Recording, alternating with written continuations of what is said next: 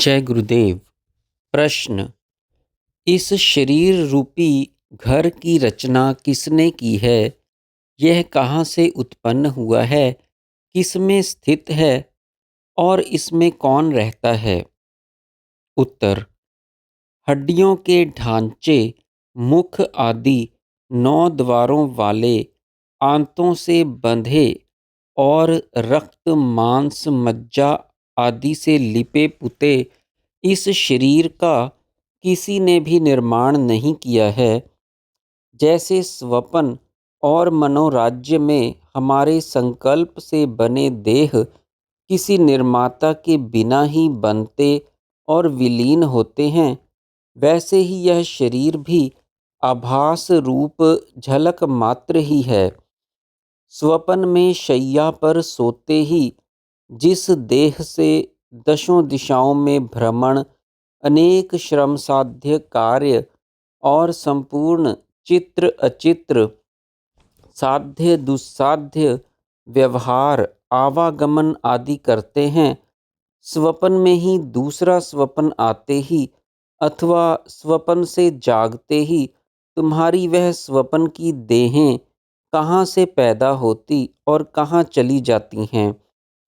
जैसे वे शरीर केवल स्वप्न काल में सत और जागृत काल में असत होते हैं, वैसे ही यह शरीर भी प्रतीति के अज्ञान रूप स्वप्न काल में सत और आत्मा का यथार्थ ज्ञान होने पर ज्ञान रूप जागृत काल में असत है।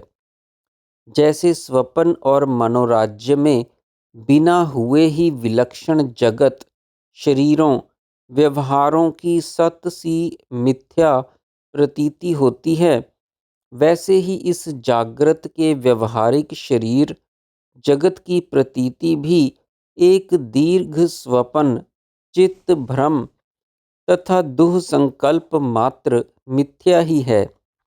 यह समस्त संसार व्यापार एक तरह का दीर्घ स्वप्न ही है, जो यथार्थ परमात्म ज्ञान रूपी जागरण तक चलता रहता है। डरपोक मनुष्य भी अपने कल्पित मनोराज्य के सिंह, सर्प, व्याघ्र आदि से नहीं डरता, क्योंकि वह उन्हें मिथ्या, अपनी कल्पना मात्र जानता है। इसी तरह यथार्थ ज्ञानी पुरुष भी इस संसार को कल्पित जानकर इससे भयभीत नहीं होता। प्रतीत होने के कारण इसे असत्य कहते भी नहीं बनता और मिथ्या, विनाशशील, कल्पना प्रसूत होने के कारण सत्य कहते भी नहीं बनता। अतएव समस्त संकल्प तथा कल्पनाओं का सर्वथा अभाव ही परमात्मा का यथार्थ ज्ञान है।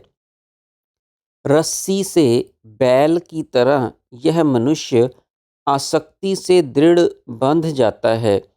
अतः आसक्ति रहित, राग द्वेष शून्य होकर और शास्त्र निषिद्ध कर्मों को दूर से ही त्याग कर शास्त्र विहित सत्कर्मों का ही अनुष्ठान करना चाहिए। मैं और यह सारा दृश्य प्रपंच सच्चिदानंद घन परब्रह्म परमात्म स्वरूप ही है। ऐसा अनुभव करने पर यह अनर्थकारी जगत रूपी मिथ्या आडंबर प्रतीत ही नहीं होता। जो पुरुष शास्त्र निपुण, चतुर, बुद्धिमान होकर भी राग द्वेष आदि दोषों से परिपूर्ण है, वे तो संसार में श्रृगाल तुल्य ही हैं। उन्हें धिक्कार है। इस संसार चक्र की नाभि चित्त ही है, जिसके निरोध से यह घूमने से रुक जाता है। इसकी संकल्पात्मक मनोरूप नाभि को राग द्वेष आसक्ति से क्षुब्ध चंचल करते रहने से तो यह कभी रुक ही नहीं सकता। कहीं पर भी कोई भी ऐसा पदार्थ या वस्तु है ही नहीं जो उत्तम, शुद्ध बुद्धि और सौजन्यपूर्ण, शास्त्र सम्मत पुरुषार्थ से प्राप्त ना की जा सके। अतः शास्त्रोक्त युक्तियों द्वारा ज्ञान रूपी बल से इस दारुण संसार चक्र की नाभि चित्त का अवरोध अवश्यमेव करना ही चाहिए। स्वपन का शरीर तो स्वपनकालीन अल्प संकल्प जन्य होने से शीघ्र ही नष्ट हो जाता है, परंतु जन्म जन्मांतर के सुदीर्घकालीन संकल्प से बना यह जागृत कालीन शरीर तो दीर्घ काल तक दुखों से आक्रांत रहता है। मिथ्या अज्ञान संकल्प भ्रम से बना यह शरीर असत जड़ ही है, परंतु जीवात्मा स्वरूप अज्ञान के कारण इसमें तद्रूप अथवा अध्यस्त होकर व्यर्थ ही इसके जन्म मरण सुखों दुखों आदि को स्वयं अपने ही मान लेता है। जैसे स्वपन के शरीर के नष्ट हो जाने से, वैसे ही इस शरीर के नष्ट हो जाने से भी जीवात्मा का कुछ भी नष्ट नहीं होता, उसका कुछ भी नहीं बनता बिगड़ता। जड़ पदार्थों द्वारा जो कुछ भी किया जाता है अथवा हो जाता है, वह उनका किया हुआ नहीं माना जाता। शरीर, अहंकार और चित्त जड़ हैं, जिनका चेतन आत्मा से छाया और आतप की भांति वास्तविक संबंध असंभव है। आत्मा तो इच्छा रहित शरीर आदि का दृष्टा मात्र चित्त रूप है, और जड़ शरीर अहम चित्त आदि का किया कुछ होता ही नहीं, इसलिए कोई भी करता है ही नहीं। अज्ञानवश सर्वव्यापी सर्वशक्तिमान चेतन जीवात्मा का शरीर, अहंकार, चित्त आदि रूपताएं ही भयंकर पिशाच बैताल हैं, जो जीवों को नरक अग्नि का ईंधन बनाए हुए हैं। अतः मनुष्य को वैराग्य रूपी मंत्र से विषय रूपी सर्वों का सर्वथा मारण निवारण करके आत्म स्वरूप के विचार रूपी प्रकाश में अपने आत्मा को इन वासना आदि पिशाचों के चंगुल से छुड़ाकर सच्चिदानंद स्वरूप में स्थिर करना चाहिए। श्रावण शुक्ला अष्टमी को प्रदोषों उपरांत श्री वशिष्ठ जी ने भगवान शिव के दर्शन किए। श्री वशिष्ठ ने विधिवत पूजन वंदन करके उनसे निवेदन किया कि भगवान, वह देव और देवार्चन विधान कैसा है जो विकार रहित समस्त उद्वेगों तथा पापों का विनाशक और कल्याणदायक है। भगवान शिव ने बताया, जो सबको सत्ता और चेतना देने वाला चिद घन रूप महासत्ता निर्गुण निराकार विज्ञानानंद घन विशुद्ध परमात्मा शिव है, वही एकमात्र पूज्य देव है। उसकी पूजा के लिए ज्ञान, समता और शांति, ये तीन ही सर्वश्रेष्ठ दिव्य पुष्प हैं। इन्हीं से उनकी सर्वोत्तम पूजा की जाती है। जीवात्मा चिन्मयाकाश स्वरूप अकृत्रिम अविनाशी सच्चिदानंद परमात्म रूप ही है।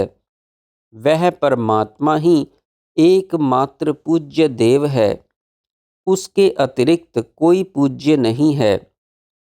मेरा, आपका, सभी अन्यों का, सभी वस्तुओं का, समस्त जगत का पारमार्थिक स्वरूप वही चिन्मय परमात्मा है, दूसरा कोई नहीं है। समस्त गुणों से अतीत और संपूर्ण संकल्पों से रहित वह परमाकाश रूप देव ओम तत्सत इन नामों से कहा जाता है। निर्मल चंद्रमा में खरगोश की भांति संबंध को प्राप्त करके उस परब्रह्म परमात्मा में ही जगत दृश्य की शोभा सर्वत्र दिखाई पड़ती है। वास्तव में एकमात्र चिदाकाश अपने ही संकल्प से जगत के रूप में दिखाई पड़ता है। अपनी महासत्ता में ही सर्वरूप हुआ परमात्मा सर्वव्यापी एवं सर्वात्मा है, अतः वह दूर तथा दुष्प्राप्य नहीं है। इस शरीर में एक चंचल स्वभाव जीवात्मा और दूसरा निर्विकल्प परम चेतन परमात्मा, ये दो सर्वभूत रूप चेतना हैं। चेतन परमात्मा ही स्वसंकल्प से जीवात्मा के रूप में स्वभिन्नवत स्थित है। वह प्रकाश रूप स्वयं प्रकाश परमात्मा जब जहाँ जैसा संकल्प करता है तदरूप ही स्थित हो जाता है। जैसे पत्थर में तेल, आकाश में पर्वत, काजल में सफ़ेदी नहीं होती, वैसे ही विशुद्ध आत्मा में कर्ता कर्म करण, दृष्टा दर्शन दृश्य, प्रमाता प्रमाण प्रमेय आदि समस्त त्रिपुटियों का सर्वथा ही नितांत अभाव है, क्योंकि एक तो एकमेव अद्वितीय है। आकाश में नगर अथवा नंदन कानन में खैर वृक्ष के अभाव की तरह उस चिद्घन परब्रह्म परमात्मा में अन्य सभी कुछ का सर्वथा अभाव है। अतः वह विशुद्ध होने पर भी मलिन सा, निर्विकल्प होने पर भी सविकल्प सा, चेतन होने पर भी जड़ सा, स्वयं प्रकाश होने पर भी अदृश्य सा और सर्वव्यापी सर्वात्मा होते हुए भी एक देशीय सा लगता है। उसमें समस्त परस्पर विरोधी शक्तियाँ, लक्षण, गुण, द्वैत अद्वैत सुसमाहित पाए जाते हैं। सत्ता रूप से चराचर में सर्वत्र व्याप्त उस परमात्मा का चेतन रूप केवल उसके पुर्यष्टक चित्त, बुद्धि, अहंकार और पांचों सूक्ष्म भूत में ही प्रतिबिंबित होता है। इन आठों के समूह को ही आतिवाहिक शरीर या पुर्यष्टक कहा जाता है। जैसे स्वच्छ दर्पण में ही प्रतिबिंब दिखाई पड़ता है, वैसे ही अनेक प्रकार के कल्पना जाल, संकल्प विकल्पों से ग्रस्त यह पुर्यष्टक या आतिवाहिक शरीर रूप दृश्य समूह स्फटिक या मणि में उसी की चमक की भांति चिन्मय आत्मा से ही उत्पन्न होता है, उसी में स्थित रहता है और उसी में विलीन हो जाता है। जैसे चुंबक की सन्निधि मात्र से लोहा गतिशील होता है, वैसे ही आतिवाहिक शरीर या पुर्यष्टक में प्रतिबिंबित चेतन परमात्मा की सन्निधि मात्र से यह जड़ शरीर क्रियाशील रहता है और पुर्यष्टक के निकलते ही जड़ का जड़ निष्क्रिय रह जाता है।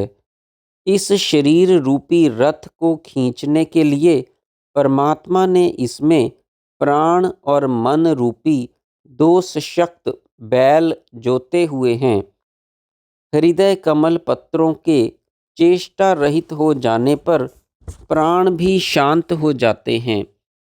जैसे पंखे के बंद हो जाने पर हवा भी बंद हो जाती है, तब यह पुर्यष्टक भी मन सहित हृदय आकाश में विलीन हुए प्राण में विलीन हो जाता है और निश्चेष्ट हुआ शरीर जड़ मृत कहा जाता है।